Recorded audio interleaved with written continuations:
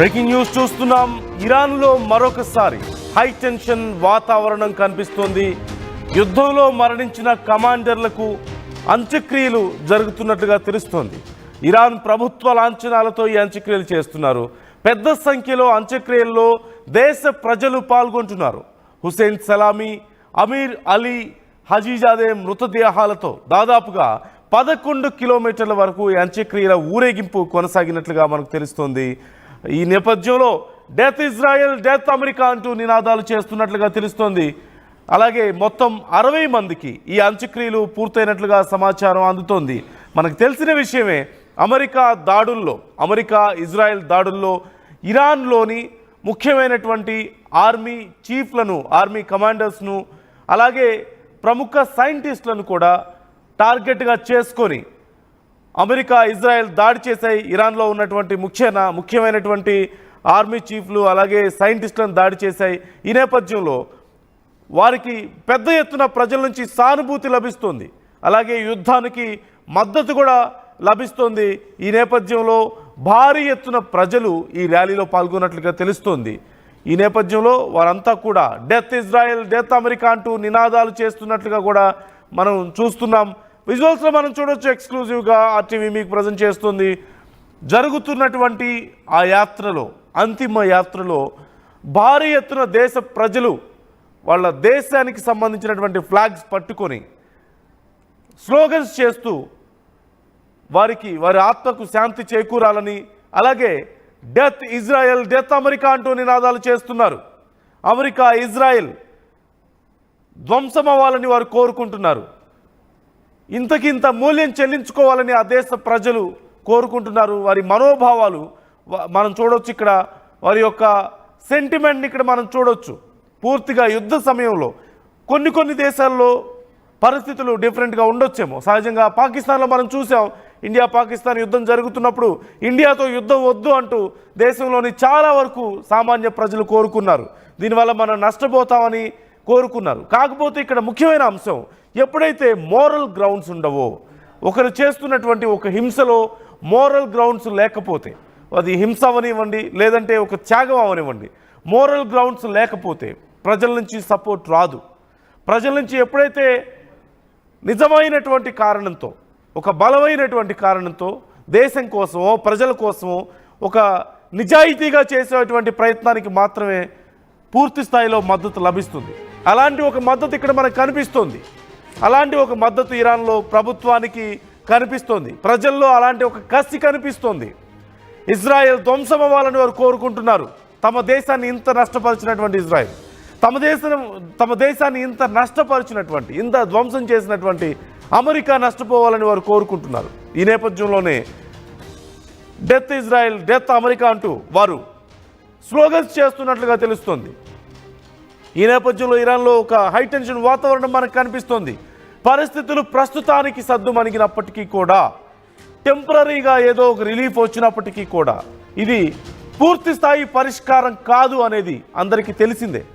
ఎందుకంటే ఇప్పటికే ఇజ్రాయెల్కు America warning ఇచ్చిన విషయం మనం చూసాం. ఒకవేళ మళ్ళీ అణ్వాయుధాలను తయారు చేసే ఆలోచనలో ఇరాన్ గనక ఉంటే, ఇరాన్కి అమెరికా వార్నింగ్ ఇచ్చిన విషయం మనం చూసాం. అమెరికా ఒకవేళ గనక ఇరాన్ గనక మళ్ళీ అణ్వాయుధాలను తయారు చేయాలన్న ఆలోచనకు వస్తే తమ దగ్గర ఉన్నటువంటి సైనిక శక్తిని ఎదుర్కోవాల్సి వస్తుందని, తమ తుపాకీలకు సమాధానం చెప్పాల్సి వస్తుందంటూ కూడా, తమ గన్స్కి సమాధానం చెప్పాల్సి వస్తుంది అంటూ కూడా చెప్పినటువంటి కామెంట్ని మనం చూసాం. ఈ నేపథ్యంలో ఇరాన్ ప్రస్తుతానికి ఒక అడుగు వెనక్కేసినప్పటికీ ఖచ్చితంగా వాళ్ళ ప్రయత్నాలు వాళ్ళకు ఉండే అవకాశం ఉంటుంది. మరోవైపు అమెరికా కొంత మభ్యపెట్టే ప్రయత్నం కూడా మనం చూస్తున్నాం. భారీగా డబ్బులు ఇస్తాం, అలాగే పవర్ తయారు చేసుకోండి, కావాలంటే విద్యుత్తుని తయారు చేసుకోండి, యురేనియంని ఉపయోగించుకొని, అణుశక్తిని ఉపయోగించుకొని, కానీ అణ్వాయుధాలు తయారు చేస్తామంటే మాత్రం కుదరదు, మాతో యుద్ధం చేయాల్సి ఉంటుంది ఒకవేళ మీకు అలాంటి ఆలోచన ఉంటే అంటుంది అమెరికా. మరోవైపు ఇజ్రాయెల్ అసలు అవకాశం ఇవ్వద్దు, ఇరాన్కి ఎలాంటి అవకాశం ఇవ్వద్దు అంటూ ఇజ్రాయెల్ చెప్తున్నప్పటికీ కూడా ఇరాన్ మాత్రం ప్రస్తుతానికి కొంత వెనక్కి తగ్గినప్పటికీ మున్ముందు పరిణామాలు మళ్ళీ తీవ్రతరమయ్యే అవకాశాలు లేకపోలేదు. మరొకసారి యుద్ధం రాదా అంటే చెప్పలేం. ప్రజలందరికీ తెలిసిన విషయమే ఇది. రైట్, మనం చూస్తున్నాం కన్నీటి వీడ్కోలు పలుకుతున్నారు ఆ దేశం వీరులకి, ఆ దేశ ప్రజల ప్రాణాల కోసం వాళ్ళ ప్రాణాలను పణంగా పెట్టినటువంటి యుద్ధ వీరులకి, సైంటిస్టులకి, సైనికులకి కన్నీటి వీడ్కోలు పలుకుతోంది. దేశమంతా కదిలి రావడం మనం చూస్తున్నాం. దేశవ్యాప్తంగా ఇలాంటి ఒక సెంటిమెంట్ ఇరాన్ వ్యాప్తంగా మనకు కనిపిస్తోంది. ఇరాన్ ప్రజలందరూ కోరుకుంటున్నారు తమని నష్టపరిచిన వాళ్ళని కూడా నష్టపరచాలని. భారీ ఎత్తున లక్షల సంఖ్యలో ప్రజలు తరలి వచ్చి సైనికులకు, అక్కడ ఉన్నటువంటి సైంటిస్టులకు, వారి పార్థివ దేహాలకు కడసారి వీడ్కోలు పలుకుతున్నారు. కన్నీటి వీడ్కోలు పలుకుతున్నటువంటి పరిస్థితి మనకు కనిపిస్తోంది.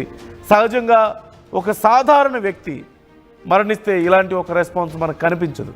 కేవలం ఒక గొప్ప వ్యక్తి, ఒక దేశం కోసం పోరాడిన వ్యక్తులకి తమ స్వార్థం కాకుండా దేశ ప్రజల భవిష్యత్తు కోసం, దేశ ప్రజల ప్రాణాల కోసం తమ ప్రాణాలను అర్పించినటువంటి వ్యక్తులకు మాత్రమే ఇలాంటి ఒక గొప్ప నివాళులు సహజంగా మనం చూస్తూ ఉంటాం. భారతదేశంలో మనం చూస్తే అలాంటి ఒక నివాళి యుద్ధంలో, ఇండియా పాక్ యుద్ధంలో తమ ప్రాణాలను అర్పించినటువంటి సైనికులకు దేశం మొత్తం సెల్యూట్ చేసింది.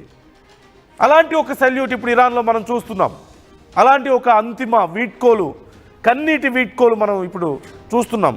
తమ కుటుంబంలోని వ్యక్తే చనిపోతే ఎంత బాధతో వీడ్కోలు చెప్తారో అలాంటి వీడ్కోలు, తమ కుటుంబంలోని వ్యక్తే ప్రాణాలు కోల్పోతే ఎంత బాధపడతారో అలాంటి బాధ దేశవ్యాప్తంగా ఉన్న ప్రతి ఒక్కరూ పడుతున్నారు.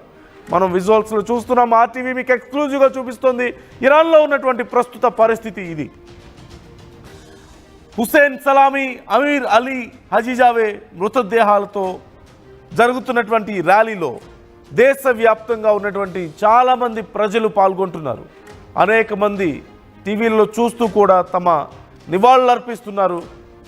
వారి ఆత్మలకు శాంతి కలగాలని కోరుకుంటున్నారు.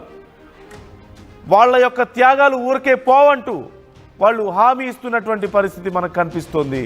ఈ నేపథ్యంలోనే అమెరికా ఇజ్రాయెల్ విషయంలో వారి యొక్క వ్యతిరేకత, వారి యొక్క కోపం, వారి బాధ ఇక్కడ మనకు క్లియర్గా కనిపిస్తోంది. ఈ నేపథ్యంలో డెత్ ఇజ్రాయెల్, డెత్ అమెరికా అంటూ వారు నినాదాలు చేస్తున్నట్లుగా మనకు తెలుస్తోంది. వేల సంఖ్యలో, లక్షల సంఖ్యలో ప్రజలు తరలి వచ్చి తమ యొక్క నివాళులు అర్పిస్తున్నారు. కన్నీటి వీడ్కోలను వారికి అర్పిస్తున్నటువంటి తీరు మనం చూస్తూనే ఉన్నాం. అమెరికా, ఇజ్రాయెల్ ప్రధానంగా ఇరాన్లోని సైనిక స్థావరాల లక్ష్యంగా, సైనిక అధ్యక్షులే లక్ష్యంగా, ముఖ్యమైనటువంటి సైంటిస్టులే లక్ష్యంగా చేసినటువంటి దాడుల్లో మరణించిన వారి కోసం, వారి దేశం కోసం ప్రాణాలు అర్పించిన వారి కోసం దేశ ప్రజలందరూ కన్నీరు కారుస్తున్నటువంటి పరిస్థితి మనకు కనిపిస్తోంది. మొత్తం మీద ఒక్కటే చెప్పదలుచుకుంది, ఈ పరిస్థితిని చూస్తుంటే ఇక్కడితో ఈ యుద్ధం పూర్తిగా ఆగిపోయిందా అంటే ఖచ్చితంగా లేదని చెప్పొచ్చు. తాత్కాలికమైనటువంటి బ్రేక్ మాత్రమే ఇది. ఇరాన్ మరొకసారి శక్తి పుంజుకుంటే